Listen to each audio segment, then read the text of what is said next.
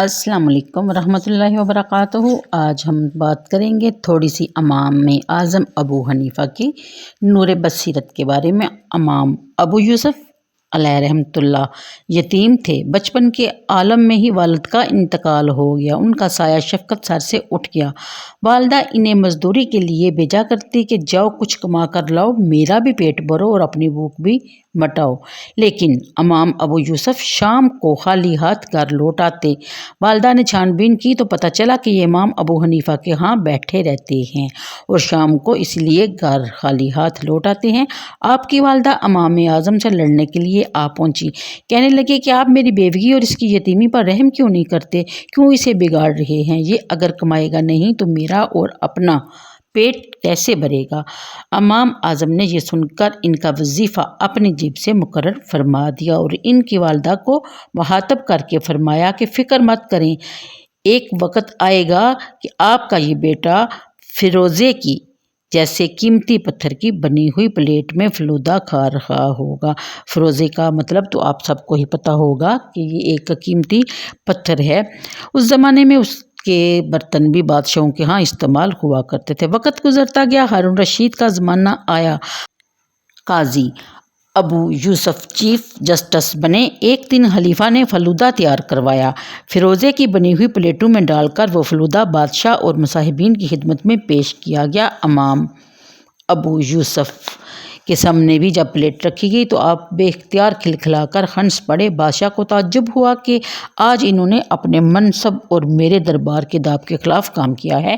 امام ابو یوسف سے پوچھنے لگے یعنی کہ یہ کیا ماجرا ہے؟ ابو یوسف نے فرمایا کہ آج مجھے امام ابو حنیفہ کا وہ فرمان یاد آ رہا ہے، ان کی وہ بات کہی ہوئی یاد آ رہی ہے جو انہوں نے میری والدہ سے کی تھی کہ ایک وقت آئے گا کہ تیرا یہ بیٹا فیروزے کی پلیٹوں میں فلودہ کھائے گا۔ بس اسی کو پورا ہوتے ہوئے دیکھ کر میں اپنی خوشی کی انتہا پر قابو نہ پا سکا۔ نبی کریم صلی اللہ علیہ وسلم کا فرمان عالی شان ہے کہ مومن کی نور فراست سے ڈرتے رہو کیونکہ وہ اللہ کے نور سے دیکھتا ہے، یعنی اللہ تعالیٰ کی ریاضات اور مجادات کے ذریعے اس سے وہ نور عطا کیا جاتا ہے کہ جب ظاہری آنکھ کی دیکھنے کی حد ختم ہو جائے تو وہ نور اس کی اس طرح رہنمائی کرتا ہے کہ مومن اپنے اس نور فراست سے صرف حال ہی کو نہیں دیکھتا بلکہ مستقبل کو بھی اس کی دوربین نگاہوں کی زد میں ہوتا ہے اور وہ مستقبل کو بھی حال کے آئینے میں دیکھ رہا ہوتا ہے۔ ایک چھوٹا سا واقعہ امام اعظم داتا علی حجویری کی نظر میں۔ امام اعظم کی علمی مرتبہ اور مقام کی گواہی ہر دور کے بزرگان دین اور اولیاء کرام دیتے رہے۔ داتا گنج بخش علی حجویری رحمۃ اللہ علیہ فرماتے ہیں کہ میں شام میں حضرت بلال رضی اللہ تعالیٰ عنہ کے مزار اقدس پر مراقب تھا۔ خواب میں نے دیکھا کہ مکہ مکرمہ میں ہوں، باب بنی شیبہ سے باہر نکل رہا ہوں، سامنے سے سرکار دو عالم صلی اللہ علیہ وآلہ وسلم تشریف لاتے دکھائی دیے۔ آپ نے اپنے پہلو میں کسی چیز کو اٹھا رکھا ہے اور اس پر کپڑا ڈالا ہوا ہے۔ میں نے قدم بوسی کی، ہاتھ مبارک چومے، عرض کی یا رسول اللہ صلی اللہ علیہ وسلم آپ نے کیا اٹھا رکھا ہے؟ اگر مجھے اجازت ملے تو میں اٹھا لوں۔ یہ سن کر سرکار دو عالم صلی اللہ علیہ وآلہ وسلم نے فرمایا یہ تیرا اور تیری قوم کا امام ابو حنیفہ نعمان بن ثابت ہے۔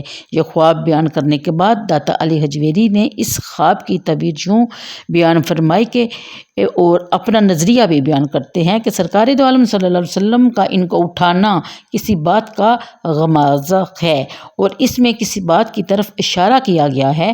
فرماتے ہیں کہ بچہ خود اپنے پاؤں پر چلے تو اس کو گرنے اور پھسلنے کا اندیشہ ہوتا ہے، لیکن اگر باپ بیٹے کو اٹھا لے اور اپنے پہلو یا کاندھے پر بٹھا لے تو اب اس کے گرنے کا اندیشہ ختم ہو جاتا ہے۔ سرکار کا امام اعظم کو اپنے پہلو پر اٹھا لینا جس طرح چھوٹے بچے کو اٹھایا جاتا ہے اور امام اعظم کا خود اپنے قدموں پہ نہ چلنا اس بات کی طرف اشارہ کر رہا ہے کہ آپ کا ہر قدم سرکار دو عالم صلی اللہ علیہ وسلم کے اقتداء میں اٹھا۔ آپ اپنے قدموں سے نہیں چل رہے بلکہ سرکار کے قدموں سے چل رہے ہیں اور سرکار دو عالم صلی اللہ علیہ وآلہ وسلم نے آپ کو اپنی حفاظت میں رکھا ہوا ہے، لہٰذا آپ کا مذہب سب مذہبوں کی بنسبت محفوظ ترین مذہب ہے۔ اس کے ساتھ ہی مجھے دیجیے اجازت، انشاءاللہ کل کسی نئے اسلامی موضوع کے ساتھ پھر آپ کی خدمت میں حاضر ہوں گی۔ اللہ حافظ۔